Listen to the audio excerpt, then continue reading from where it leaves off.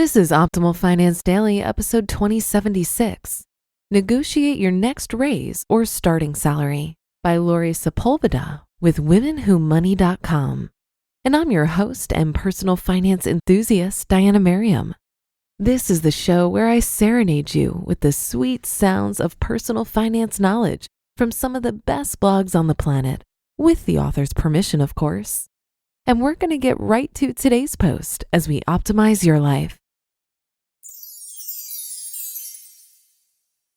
Negotiate Your Next Raise or Starting Salary by Laurie Sepulveda with WomenWhoMoney.com. Do you find it difficult to negotiate a raise? Why do women have such a hard time asking for more money in job situations? A survey conducted by Glassdoor found 68% of women accept the salary they're offered and don't negotiate. We can do better. Know your worth before starting negotiations. Just like when you're pricing a house to sell, you have to price your unique job skills and experience according to the market, not according to what you feel you're worth, what a colleague earns, or what you earned when you left the workforce 5 years ago. A salary specialist named Olivia Jarvis has written a book for women called Know Your Worth, Get Your Worth: Salary Negotiations for Women. In the book, she talks about the variety of reasons women have for undervaluing themselves.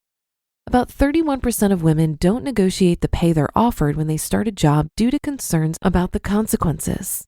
Some of this is because women feel uncomfortable negotiating. Some of it's related to the fact that women don't realize what they're worth in the market. There's a story in the book of a C-level executive who realized her colleagues were earning hundreds of thousands of dollars more than she was because she hadn't negotiated her salary when she took the job. She hadn't done any research on her market worth, so she grossly undervalued herself. The title of the book is indeed the crux of the matter. As women, we don't often know or recognize our dollar value in the employment market, so we accept less pay. Sometimes we're desperate to rejoin the workforce after being home with our children for a number of years. We might be grateful for the opportunity to work part-time or have flexible hours, therefore being less willing to speak up for more income for fear the job opportunity will be removed. Arm yourself to negotiate a raise. Olivia's company offers a service using proprietary information to give women a really good idea of what they should be earning. You can also use free services like Glassdoor or PayScale to find information on what others earn in specific fields. Unless we're armed with knowledge, meaning cold, hard money facts, we don't have the upper hand in negotiating. This is doing ourselves a disservice as a gender because we tend to shy away from talking about money. If instead we were more forthright about salary in networking meetings and when mentoring young female professionals, we could help each other understand our worth in the market. Use silence to your advantage during negotiation. Negotiating feels very personal because it makes such a substantial financial impact on your life. However, the most successful negotiators can take personal feelings away from the negotiation table. If you're currently underpaid and applying for a new job, the recruiter will inevitably ask how much you now earn. If you'd like to negotiate a much higher salary but don't want to reveal what you currently earn, you can sidestep the numbers question and focus on your achievements instead.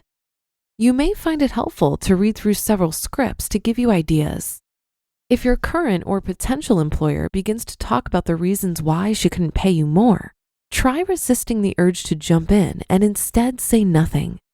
Allow her to explain her reasoning without feeling the need to immediately agree, as we women are wont to do.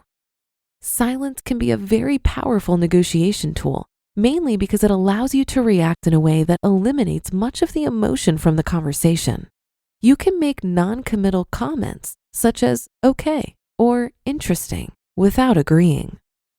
Make it a habit to ask for more. One of the most potent ways to increase the amount you're offered is to simply make a counteroffer when you're presented with the first salary number. If negotiating feels scary, prepare yourself to make one counteroffer. Many companies send their offer details, including the specific amount of pay being offered, via email. When you receive the offer, you can plan to make a counteroffer, even if it's a small one. You can also counter via email. If they're offering $50,000 per year and 2 weeks of vacation, counter with $55,000 and 3 weeks of vacation.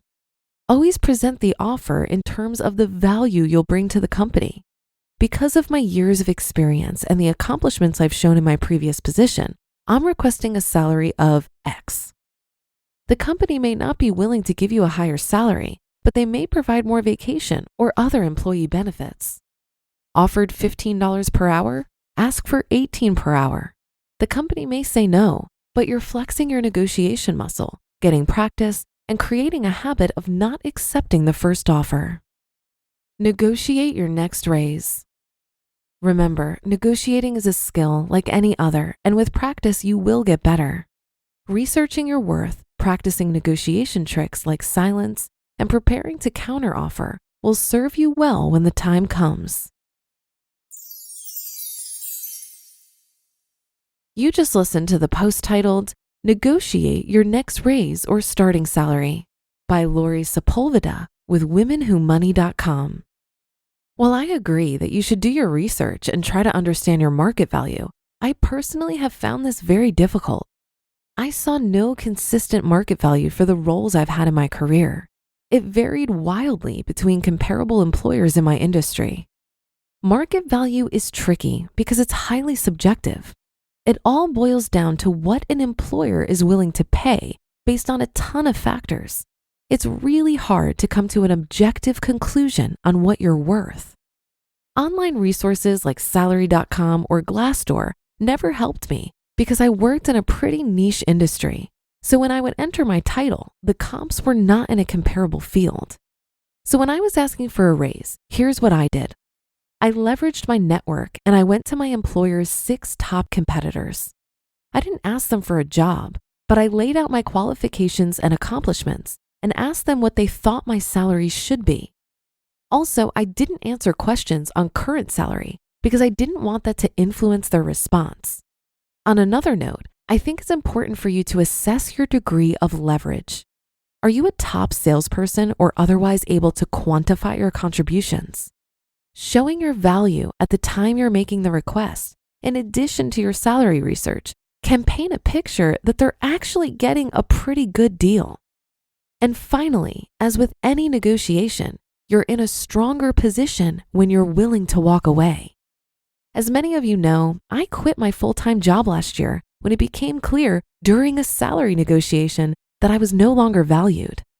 I was in the fortunate position to be able to do this without another job lined up, and I have no regrets over my decision to retire from W-2 work to pursue entrepreneurship. Now, I don't need to try to influence another person's subjective opinion of my monetary worth.